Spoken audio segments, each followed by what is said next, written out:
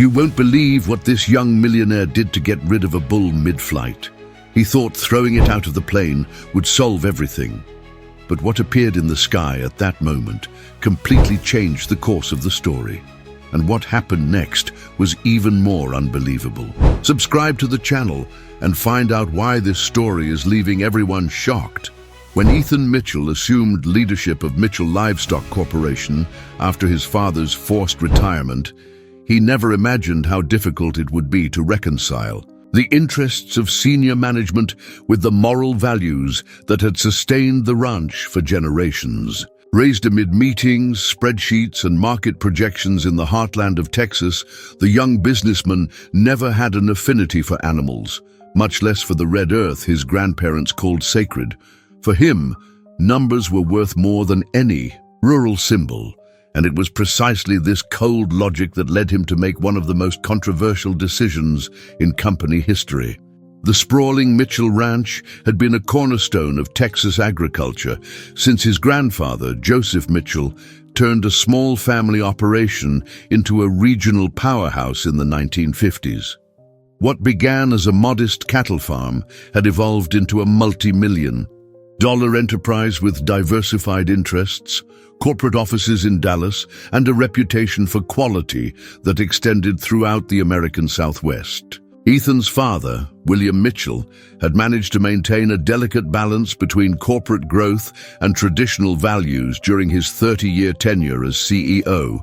He was respected by both Wall Street investors and the ranch hands who had known him since childhood. But a series of small strokes had forced William into early retirement, leaving the family empire in the hands of his Harvard-educated son. At 35, Ethan was the youngest CEO in the company's history.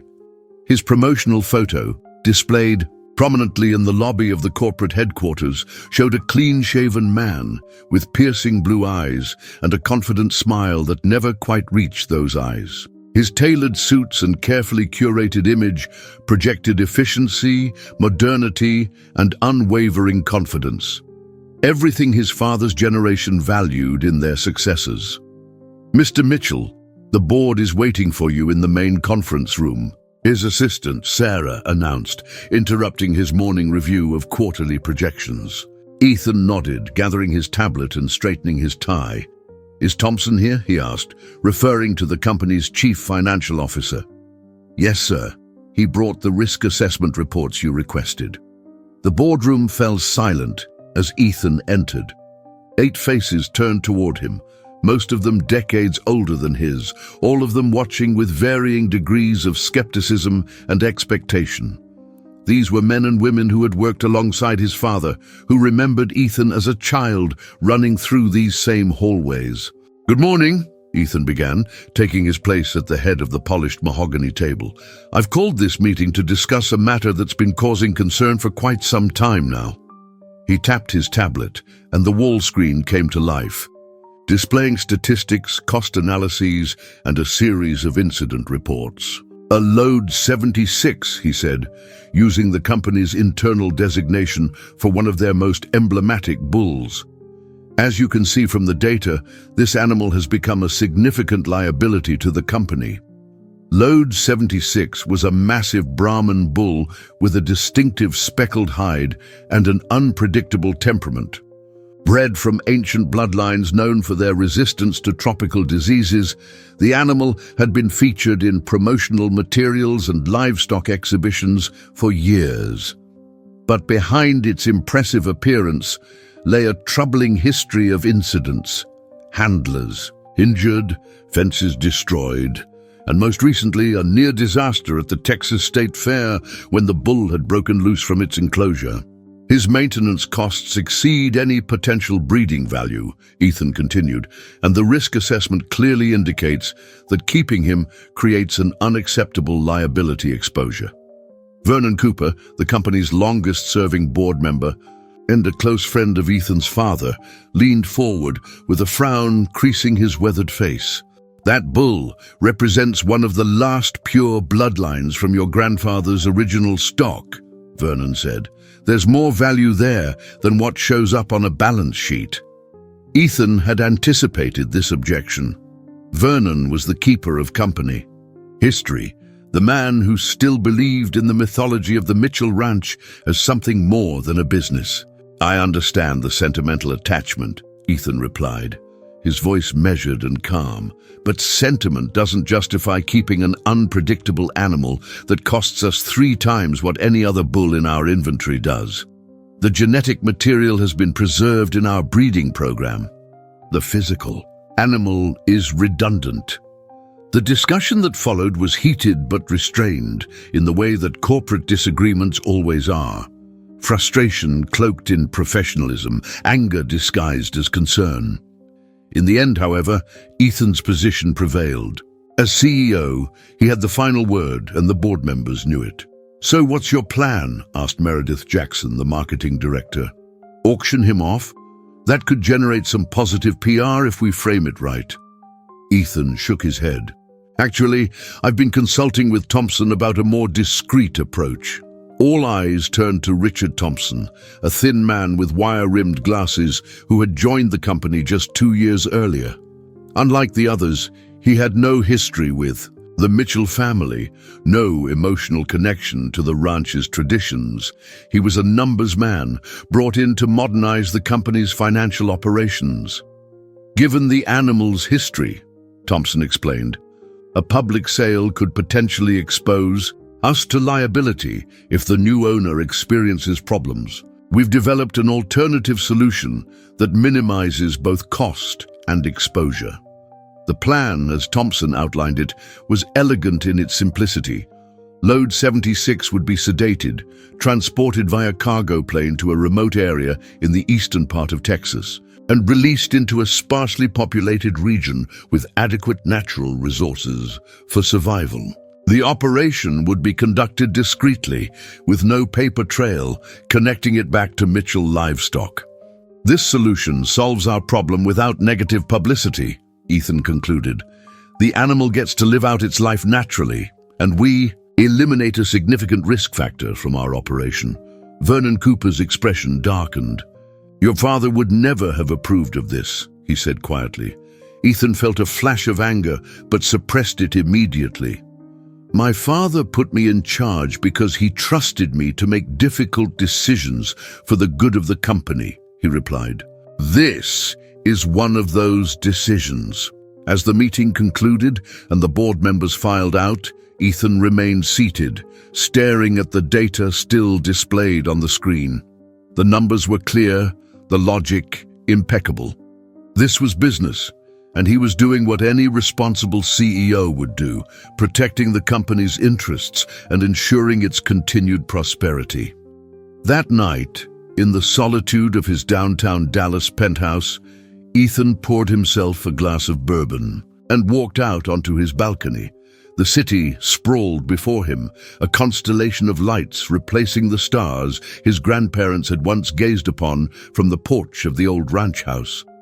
He wondered briefly what they would think of him now, of the decisions he was making to secure the future of their legacy. But such thoughts were unproductive. The past was the past. Mitchell Livestock needed to evolve, to shed the weight of outdated sentimentality if it was to thrive in the modern agricultural industry, and Ethan was determined to be the one who led that evolution, regardless of the cost. 3 days later, under the cover of darkness, a sedated Load 76 was loaded onto a specialized transport truck. The operation had been planned with military precision, with only a handful of trusted employees aware of the details. As the truck pulled away from the main compound, Ethan watched from his office window, feeling a sense of finality. By morning, the bull would be gone, and with it another vestige of the company's rural roots, another step toward the efficient, controlled, modern operation he envisioned. What Ethan couldn't possibly know was that this single decision would set in motion a chain of events that would challenge everything he thought he understood about leadership, legacy, and the true meaning of the Mitchell name. The humid Texas night enveloped the small airfield like a blanket. Away from the main terminals and commercial runways, A single-engine cargo plane sat on the tarmac, its loading door open and interior lights casting long shadows across the asphalt. Two men in Mitchell livestock uniforms guided a heavily sedated Load 76 up a reinforced ramp and into the aircraft's cargo hold.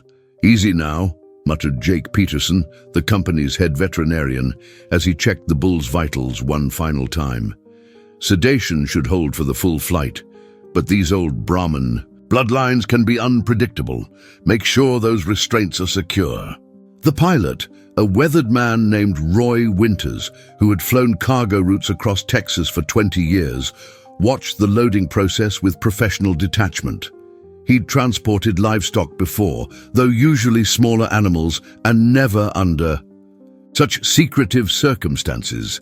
The Mitchell Corporation was paying triple his usual rate for this midnight run, with the explicit instruction that no flight plan be filed and no questions asked. "We're good to go," Jake announced, patting the bull's flank before exiting the cargo hold. "Remember minimal turbulence if possible. We want him calm for the duration." Roy nodded. "Weather report shows clear skies most of the way. There's a small system moving in from the Gulf, but we should be well past our drop zone before it becomes an issue." As the plane taxied toward the runway, Jake returned to his truck where Thompson was waiting, phone in hand. "Ethan wants confirmation when it's done," the financial officer said, not looking up from his screen. Jake couldn't hide his discomfort. "You know, there are more conventional ways to handle this. We could have found a buyer in another state, maybe even overseas." Thompson's thin lips curled into what might have been a smile.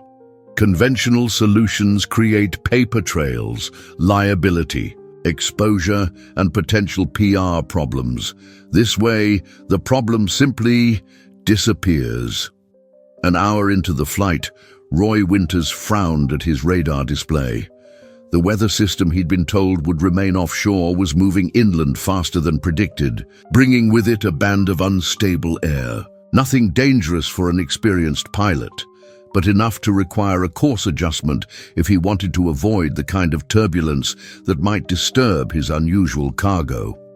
Roy reached for his radio to inform the Mitchell ground team of the slight detour, then remembered the explicit instructions: no communications until the job was complete. Making a quick calculation, he adjusted his heading, taking the plane on a more northerly route that would add perhaps 20 minutes to the flight, but avoid the worst of the weather front. As the plane banked gently, something stirred in the cargo hold. The bull, despite the heavy sedation, was beginning to respond to the change in air pressure and the subtle shift in momentum. A low, rumbling sound emanated from deep in the animal's chest, not quite a bellow, but a precursor to wakefulness that would have alarmed Jake had he been present. Roy, focused on navigating through increasingly complex weather patterns, was unaware of his passenger's changing state. His attention was on the instrument panel and the rapidly shifting cloud formations visible through the cockpit window. When his satellite phone buzzed with an incoming message, he glanced at it with surprise. The text was brief and cryptic. "Weather conditions compromised. Use alternate drop zone. Coordinates attached. Confirm immediately." Roy studied the new coordinates with a frown. The alternate location was several miles from the original plan, in an area he wasn't familiar with.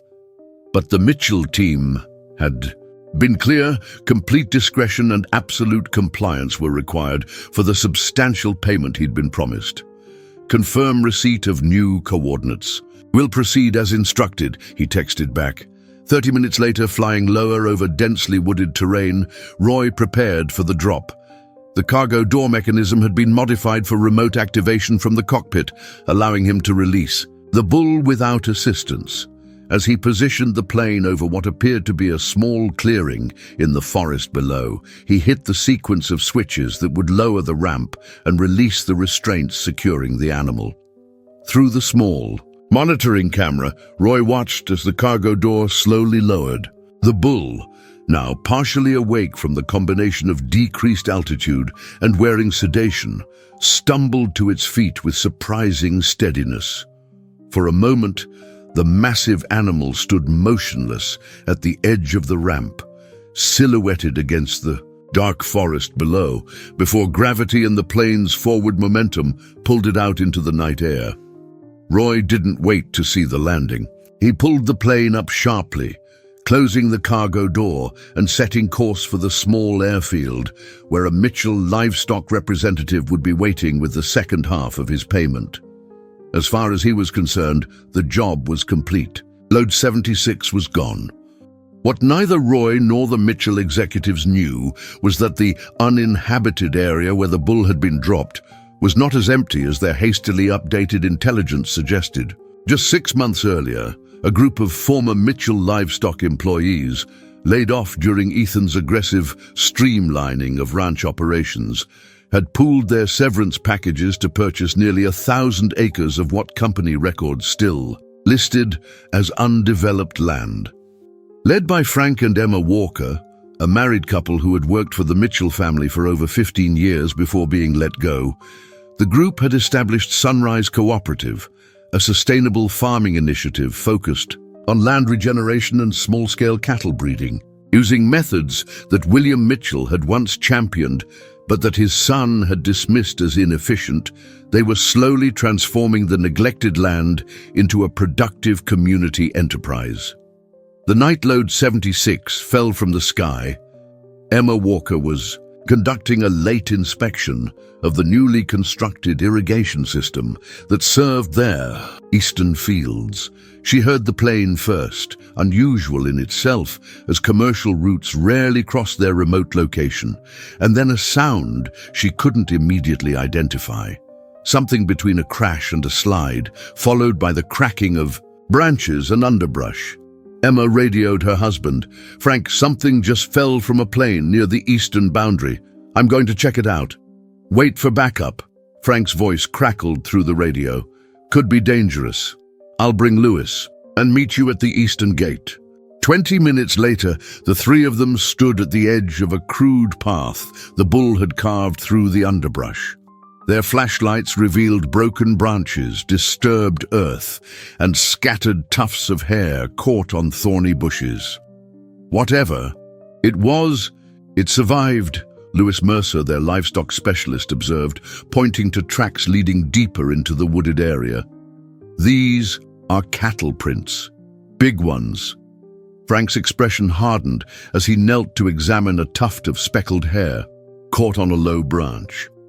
"Not just any cattle," he said quietly. "I'd recognize this pattern anywhere. This is Mitchell stock." "That's impossible," Emma replied. "Why would they airdrop a bull into the middle of nowhere?" Frank stood, his weathered face grim in the flashlight's beam. "Because that's how the new regime operates. Problems don't get solved, they get disappeared." Azatilai. Dawn broke over the cooperative's main compound. Frank called an emergency meeting of all 12 former Mitchell employees who had joined the Sunrise venture. They gathered in the converted barn that served as their community center, coffee mugs in hand, listening as Frank explained what they had found. "Based on the tracks and hair samples, we're dealing with a large bull, likely one of the Brahman crosses from the main breeding program," Frank explained. "Lewis and I will track it today, see if we can locate and secure it before it either injures itself or damages our restoration areas." "Why would Mitchell dump a valuable breeding animal?" asked Maria Gonzalez, who had managed the company's genetic database before being replaced by Thompson's automated system. "That's what we intend to find out," Emma replied. "Whatever their reason, this animal is now on our land, which makes it our responsibility and potentially our opportunity." As the meeting dispersed, Frank pulled Emma aside. "I have a theory," he said quietly. "Remember that problem Bull William was so attached to? The one with the temper that Ethan was always complaining about?" Emma's eyes widened. "Load 76, you think that's what they dropped?" "It would make a certain kind of sense.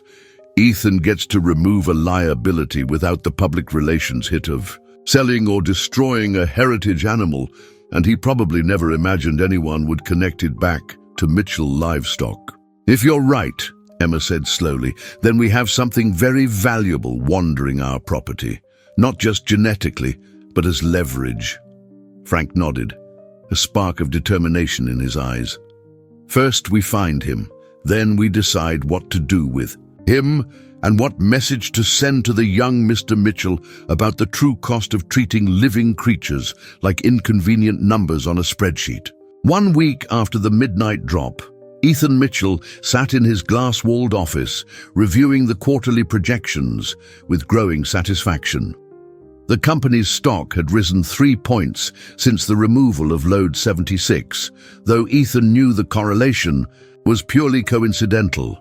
What wasn't coincidental was the improved safety rating at their main exhibition facility and the noticeable decrease in tension among the handling staff. "Mr. Mitchell, your 10 o'clock is here," Sarah announced through the intercom. Ethan straightened his tie and closed the financial reports on his tablet. "Send him in." Bradley West, the company's head of public relations, entered with a tablet of his own and an expression that immediately put Ethan on alert. Bradley was a polished professional, hired from a top Dallas firm specifically for his ability to maintain a calm facade regardless of circumstances. Today, that facade showed cracks. "We have a situation," Bradley said without preamble, placing his tablet on Ethan's desk. "This started appearing on social media last night." Ethan looked down at the screen, where a slightly blurry image showed what appeared to be a large bull standing at the edge of a wooded area. The animal's distinctive speckled hide was unmistakable, as was the Mitchell Livestock ear tag, still visible despite the distance from which the photo had been taken. "Is this verified?" Ethan asked, his voice carefully controlled despite the sudden tightness in his chest. Bradley nodded. "Our digital team confirms it hasn't been altered. The geotag places it approximately 50 miles from where the drop was scheduled." "Scheduled?" Ethan repeated sharply. "Not where it actually occurred." According to the pilot's report, there was a weather system that forced a slight course adjustment. He received updated coordinates from our team for an alternate drop zone. Ethan's jaw tightened. This detail hadn't been included in the operation summary Thompson had provided. "Who authorized the change in location?" Bradley hesitated. "The report doesn't specify. It just indicates that the pilot received and confirmed new coordinates via secure text. Get Thompson in here now." While they waited, Ethan studied the image more carefully. The bull appeared uninjured, which was remarkable given the nature of its arrival. More concerning was the caption attached to the photo, which had already been shared thousands of times. "The falling bull. When corporations throw away what they can't control. Load 76. Mitchell Livestock. Corporate waste." By the time Thompson arrived, looking distinctly uncomfortable, Ethan had discovered dozens more posts about the bull. Some included additional photos showing tracks and broken vegetation, where the animal had apparently crashed through the forest canopy. Others featured speculation about how the bull had arrived in such a remote location, with theories ranging from escape transport to deliberate abandonment. "Explain," Ethan said coldly as Thompson took a seat. The financial officer adjusted his glasses nervously. There was a developing weather front that threatened the original drop zone. "Rather than abort the mission, I authorized the use of an alternate location that our geographic systems indicated was equally uninhabited. And you didn't think this was information I should have been made aware of?" It was a minor operational adjustment. The objective was achieved. The animal was removed from our inventory and liability. Ethan slid the tablet across the desk. "Does this look achieved to you? The bull is alive, photographed, and becoming a social media sensation as we speak." Thompson paled as he scrolled through the images. "This is unexpected. Our intelligence indicated the area was unpopulated." Well, your intelligence was wrong, Ethan snapped. And now we have a PR disaster brewing. Bradley, what's our exposure here? The PR director had been quietly taking notes. Significant if the full story emerges. Animal welfare groups will have a field day with this. The methods used, the secrecy, the apparent disregard for the animal's well-being, it contradicts our public commitment to ethical livestock management. Can we contain it? Bradley's expression was grim. Not easily. The hashtags are gaining traction. Several environmental journalists have already reached out for comment, and there's something else you should know. He paused, visibly reluctant to continue. What? Ethan demanded. The land where Load 76 was dropped. It's owned by Sunrise Cooperative, a small agricultural collective formed by former Mitchell employees who were laid off during last year's restructuring. The silence that followed was thick with implication. Ethan felt a cold weight settling in his stomach as he processed this information. Of all the possible locations in the vast expanse of Texas, the bull had landed on property owned by people with every reason to resent him and the company he led. This wasn't random, he said finally. Someone wanted that bull to end up there. Thompson began to protest, but Ethan cut him off with a raised hand. I want a complete audit of all communications related to this operation, every email, every text, every call, and I want a team assembled to recover the animal immediately. Recovery might not be simple, Bradley cautioned. If Sunrise Cooperative claims the bull was abandoned on their property, they could legally assert ownership.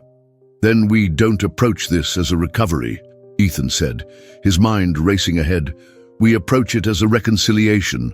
Bradley draft, a statement acknowledging that one of our breeding bulls was being transported for relocation when an emergency situation forced an unplanned release. Express our gratitude to Sunrise for locating the animal and our eagerness to work with them to ensure its well-being. Bradley nodded, already typing notes.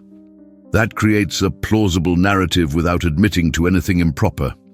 But it still leaves us exposed if anyone involved in the actual operation decides to speak out. I'll handle the internal containment, Ethan assured him. Thompson, I want detailed backgrounds on everyone at Sunrise Cooperative. I need to know exactly who we're dealing with. After they left, Ethan remained at his desk, staring at the image of Load 76 standing defiant at the forest's edge. There was something almost accusatory in the bull's stance, as if it were challenging him directly. For the first time since taking control of Mitchell Livestock, Ethan felt a flicker of doubt about his leadership approach. Not about the decision itself. The bull was a liability, and removing it had been logical, but about the method. Perhaps there had been another way, one that wouldn't have left him vulnerable to this kind of exposure. As the day progressed, the story continued to gain traction. By late afternoon, local news outlets had picked it up, and environmental activists were using the hashtag #DashFallingBull to highlight issues of corporate responsibility in the agricultural sector. Ethan ordered his team to neither confirm nor deny any specifics, sticking to the carefully crafted statement about a transportation incident. Meanwhile, at Sunrise Cooperative, the discovery of Load 76's identity had created a wave of excitement and strategic discussions. Frank and Lewis had managed to track the bull to a natural clearing about 2 miles from the drop site, where it had established a makeshift territory. Despite its reputation for aggression, the animal appeared cautious rather than hostile, watching the humans from a distance, but not charging or threatening them. He's adapting remarkably well, Lewis observed as they watched from the edge of the clearing. Found water, found grazing. His survival instincts kicked in despite years of captive breeding. Frank nodded, a plan already forming in his mind. Emma's been in touch with some of the independent journalists who've reached out. We're thinking of inviting them here, letting them see firsthand what Mitchell Livestock discards when it's inconvenient. Adri, you think that's wise? Mitchell has deep pockets and an army of lawyers. They also have a public image to maintain, Frank replied. William Mitchell built that company on a reputation for integrity and respect for traditional ranching values. His son may have forgotten that, but the market hasn't. This bull could become a symbol of everything that's changed under Ethan's leadership, and everything that's been lost. That evening, Emma Walker posted a new image to the cooperative's social media accounts. It showed Load 76 silhouetted against the setting sun, head raised as if surveying a kingdom. The caption was simple but pointed. Some see a liability. We see strength, resilience, and a living link to ranching traditions being erased by corporate spreadsheets. The Sunrise Cooperative welcomes the falling bull to his new home.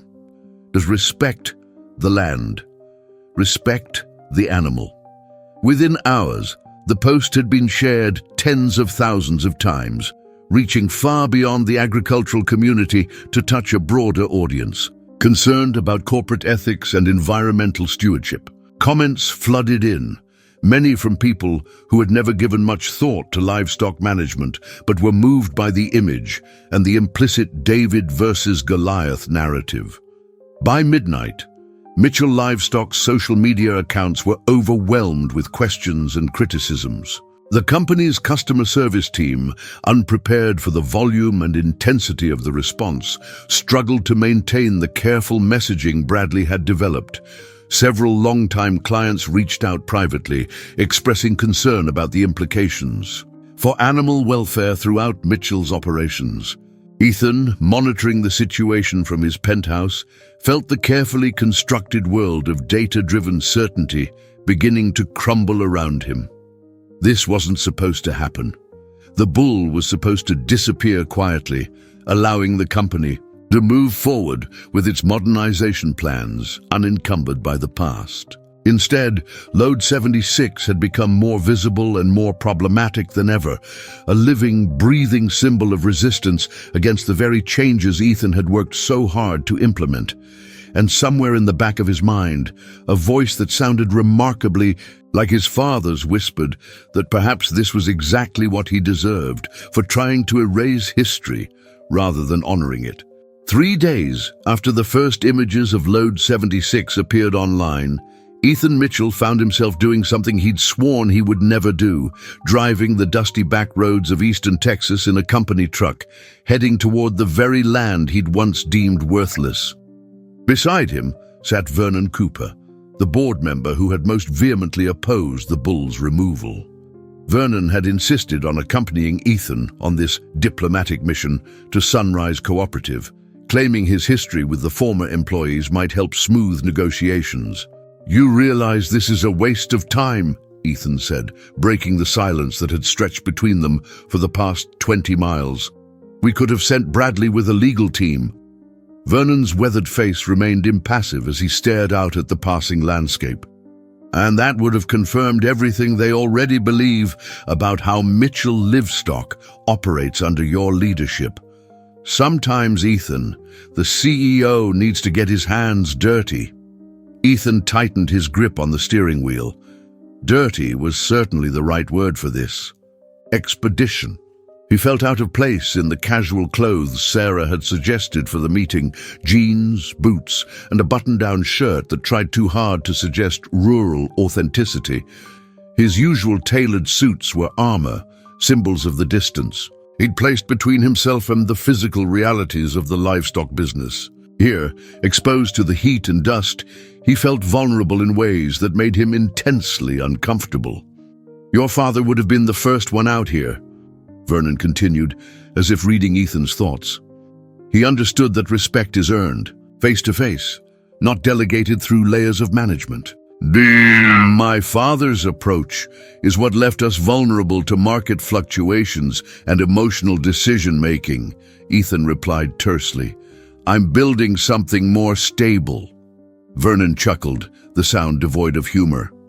"Is that what you call this situation? Stable?" Before Ethan could respond, the GPS announced their arrival at Sunrise Cooperative. The entrance was marked by a simple wooden sign, hand-carved and stained to highlight the natural grain of the wood. It stood in stark contrast to the sleek corporate signage at Mitchell Livestock's properties, a deliberate statement about the cooperative's values and priorities. As they pulled up to the main building, a converted barn with solar panels gleaming on its roof, Ethan noted the careful organization of the compound.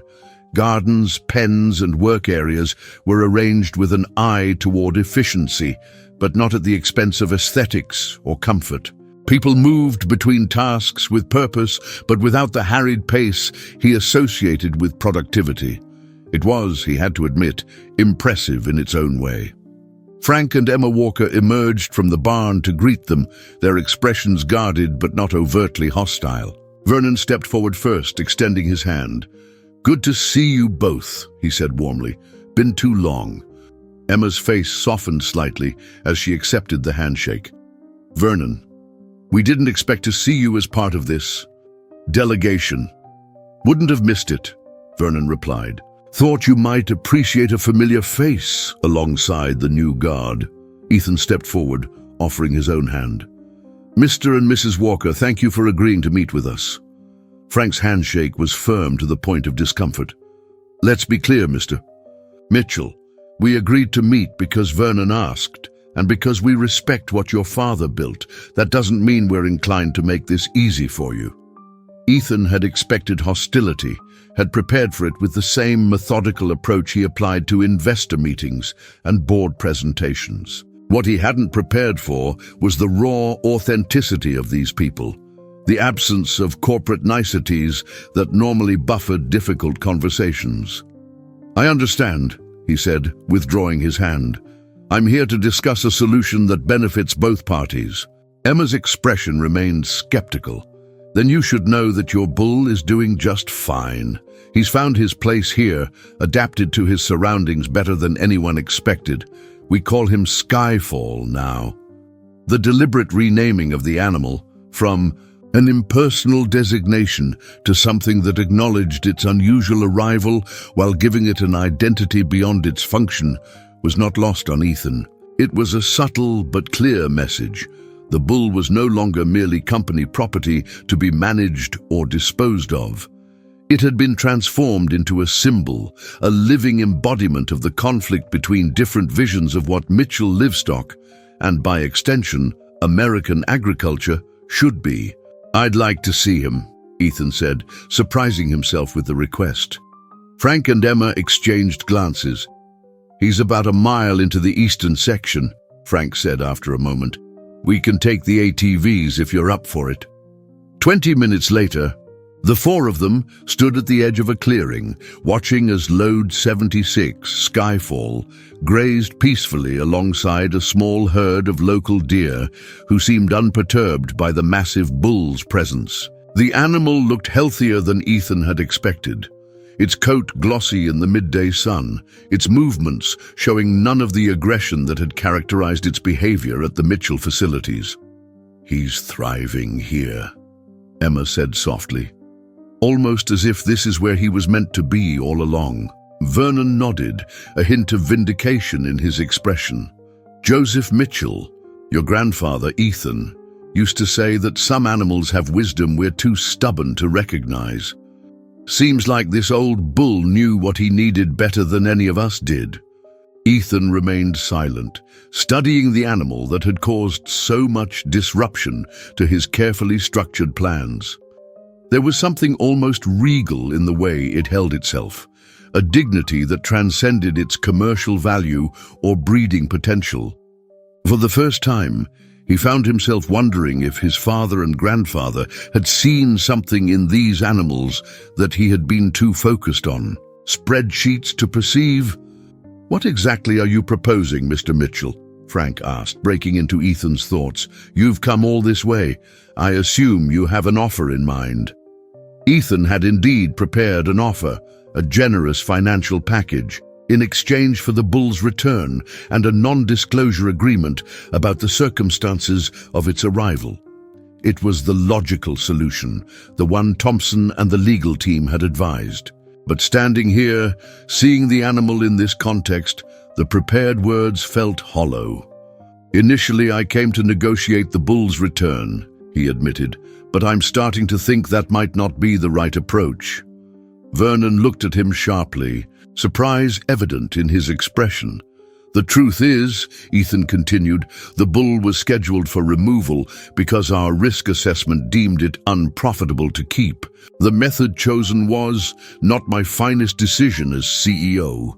This last admission cost him, but he forced himself to maintain eye contact with Frank and Emma as he said it."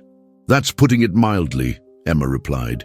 "You had an animal worth thousands of dollars in breeding potential literally thrown away like garbage.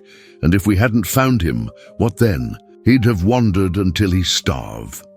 6 months after the partnership between Mitchell Livestock and Sunrise Cooperative was formalized, Ethan Mitchell stood at the edge of what was now called Skyfall's pasture, watching as the once problematic bull grazed contentedly alongside a small herd of carefully selected heifers. The breeding program was progressing better than anyone had anticipated, with the first calves expected in the spring. A new generation carrying forward the resilient genetics that had nearly been lost to corporate efficiency. "He barely recognizes me," Ethan observed to Frank Walker, who stood beside him at the fence line. "6 months ago, he would have charged the moment I came into view." Frank nodded. "Animals respond to their environment. At your facilities, he was constantly under stress, artificial lighting, confined spaces, handlers who feared him. Here, he has space, natural rhythms, and people who respect him as more than just a breeding machine." The transformation wasn't limited to the bull. Ethan himself looked different than he had 6 months earlier. His designer suits still made regular appearances at the Dallas headquarters, but today he wore worn jeans and boots with the easy comfort of someone who no longer felt the need to maintain a careful distance from the physical realities of his business. The polished corporate mask had softened, revealing glimpses of the boy who had once followed his father through these same fields before spreadsheets and profit margins had captured his imagination. "The board meeting went well yesterday," Ethan said, changing the subject. "The quarterly numbers are strong. The Heritage Line branding is resonating with consumers willing to pay premium prices for ethically raised livestock." "And how did they react to the expansion proposal?" Frank asked. Ethan smiled. "Better than expected. Vernon made a compelling case that our approach here could be replicated at other locations. The financial projections support it, especially with the premium pricing we're able to command." What Ethan didn't mention was the pride he'd felt presenting the proposal, not just because of the positive financial indicators, but because it represented a genuine evolution in Mitchell Livestock's operating philosophy. The partnership with Sunrise had started as a PR solution, but had evolved into something far more meaningful, a bridge between tradition and innovation, between the values that had built the company and the metrics that would sustain it. "Your father would be pleased," Frank said as if reading Ethan's thoughts. "This is closer to his vision than anything Mitchell Livestock has done in years." The mention of William Mitchell no longer triggered Ethan's defensive reflexes. In fact, he'd begun making weekly visits to his father's nursing home, often bringing photographs and videos of the Sunrise operations. Though William's speech remained impaired from his strokes, the light in his eyes when Ethan shared updates on the Heritage breeding program spoke volumes about his approval. "I finally read his journals," Ethan admitted, "the ones he kept during the early years when he was expanding from the original ranch. His metrics weren't that different from mine. He was always concerned with efficiency, growth, return on investment, but he measured success differently." Frank raised an eyebrow, waiting for Ethan to continue. For him, the health of the land and the animals wasn't just a means to profit. It was part of the profit itself. He understood that long-term sustainability required a different kind of accounting than quarterly reports can capture. A comfortable silence fell between them as they watched Skyfall move his herd toward the shade of a cluster of oak trees. The bull's movements were purposeful and calm, so different from the agitated pacing that had characterized his behavior in the Mitchell exhibition pens. "There's something I've been meaning to ask you," Ethan said finally. "The night of the drop, the change in coordinates, that wasn't a weather issue, was it?" Frank's weathered face revealed nothing. "What makes you say that?" "We've been through all the communications. There was no authorization from anyone at Mitchell for the course change. The text to the pilot came from an untraceable number, and weather reports from that night show the system was much further south than reported." A hint of a smile played at the corner of Frank's mouth. "Interesting theory." "It wasn't a coincidence that the bull landed here, was it?" Ethan pressed. "Someone knew about Sunrise, knew about your restoration project. Someone wanted Skyfall to end up exactly where he did." Frank turned to face Ethan directly. "Would it matter if that were true? Look at what's come from it." Ethan considered the question seriously. 6 months ago, he would have been furious at the manipulation, would have launched investigations and possibly legal action against whoever had interfered with company operations. Now, he found himself more curious than angry. "I suppose it depends on the motivation," he said finally. "Was it meant to embarrass Mitchell Livestock? To force a confrontation?" Frank's gaze returned to the bull. "Or maybe someone just thought both the animal and the company deserved a chance at redemption, a chance to remember what they were before spreadsheets started making all the decisions." Before Ethan could respond, Emma Walker approached, tablet in hand. "The film crew is set up by the main barn. They're ready whenever you are." The documentary about the partnership between Mitchell Livestock and Sunrise Cooperative had not been Ethan's idea. Bradley, ever attuned to PR opportunities, had suggested it as a way to control the narrative around what social media had dubbed the Falling Bull incident. But what had started as damage control had evolved into something more authentic, a chronicle of transformation, both corporate and personal. "Tell them I'll be there in 10 minutes, Ethan replied. As Emma headed back toward the compound, Frank gestured toward the eastern pastures. "Want to walk the perimeter before the interview? The restoration work on that section is really starting to show results." They set off along the fence line, their conversation turning to practical matters: water management techniques, soil regeneration methods, the integration of traditional practices with modern technology.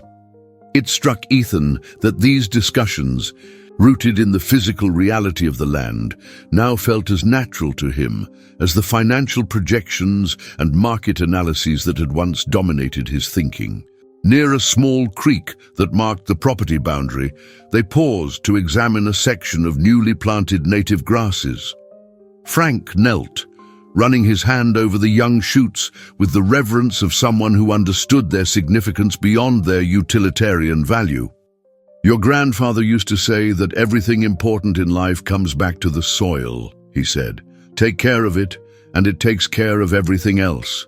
The animals, the people, the future." Ethan nodded, thinking of the leather-bound journals in which Joseph Mitchell had recorded his observations and philosophy, documents Ethan had dismissed as sentimental relics until recently. Now he found himself returning to them regularly, finding wisdom in entries written decades before he was born. "I'm beginning to understand why my father was so resistant to some of my innovations," Ethan admitted. "I thought he was being stubborn, clinging to outdated methods because of sentiment. I didn't see that there was practical wisdom in what looked like tradition." Frank stood, brushing soil from his hands.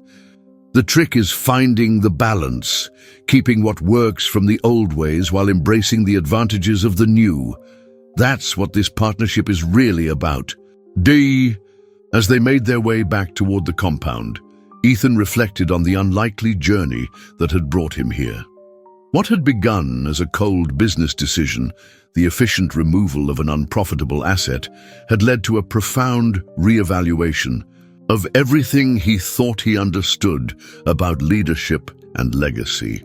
The Mitchell Livestock of today was not the company he had envisioned when he took over from his father. It was becoming something more complex, more integrated with the land and communities it touched. The metrics still mattered. He was still a businessman at heart, but they existed alongside other measures of success that couldn't be captured in quarterly reports. "Ready for your close-up?" Emma teased, as they approached the barn where the documentary crew waited. Ethan smiled. "As ready as I'll ever be." The interview lasted nearly 2 hours, covering everything from the initial incident to the evolving partnership. Ethan spoke candidly about the journey, his initial focus on efficiency at all costs, the decision to remove the bull, and the unexpected awakening that had followed. He acknowledged mistakes without defensiveness and described the evolving vision for Mitchell Livestock with genuine enthusiasm. "What's next for this partnership?" the interviewer asked as they neared the end of the session. Ethan glanced at Frank and Emma before answering. "We're exploring ways to expand the model to other regions, to create a network of operations that balance traditional wisdom with modern methods.